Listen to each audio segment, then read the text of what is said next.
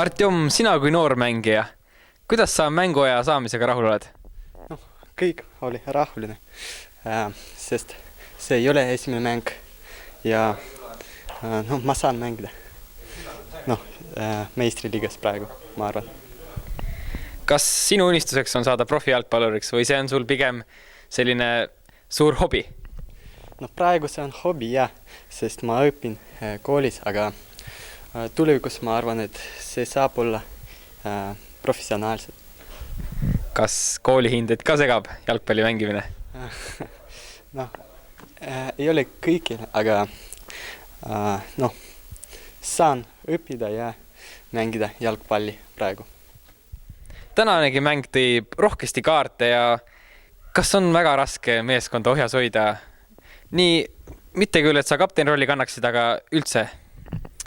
Ei ütleks, et raske oleks, lihtsalt emotsiooni 0-3 taga ja siis võitad täiega, lihtsalt tuleb need väiksed kõksud taha, kossi on kõik. Ega seal ei ole mingit sellist meelega tegemist. Keegi väga närvis oleks. Kas riietusruumis ka veel pinged on üleval ja sõimusõnad lendavad? Ei ole pinged, kõik see malu, mis me valesti teeme, aga ikka mängult me ei lähe paremaks. Trennidega on, ma ei tea, kas midagi halvasti või ei ole lihtsalt. Tõesti uskumatu, kõigil olid võidumõtted peas ja keegi ei lootnud nüüd, et Sillamäe nii väsinud tänasest mängust või sellisest karikamängust, aga lihtsalt kiired väravad ja meie enda eksimused tegelikult jälle ja positiivne küll see, et see mäng, ma arvan, et me lõime neid võimalusi nii palju, nagu põhimõtteliselt terve hooaja peale kokku oleme loonud siin mingi 12 mänguga enam juba. Nii et selle on mida kaasa võtta sellest mängust. Kas treeningutes muidu siis on näha, et hakkab areng?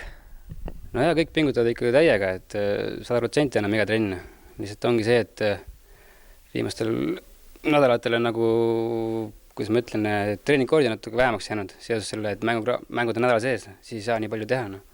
Aga näiteks nüüd tuleb see 2-nädalane paus ja saame täiega panna. Kas mängupositsioonide peale on konkurents ka tihe? No kui kõik on terved, aga meil on nii, et Aun läks ära, nüüd tulid Raisko asemel, et seal keskpositsioonil nagu ei ole nii suurt võistlust, aga rohkem nagu ründefaasis on kindlasti. Aga jah. Kas tunned, et enda positsioon on ka ohus? Ei ütleks, et ohus, sest ma olengi terve hooaja pingilt tulnud, et mulle sobib, et mul on põlvega natuke halvasti ka, et ma ei saagi tegelikult mängida terve 9 minutit. Tänane oli lihtsalt nagu boonus minu jaoks.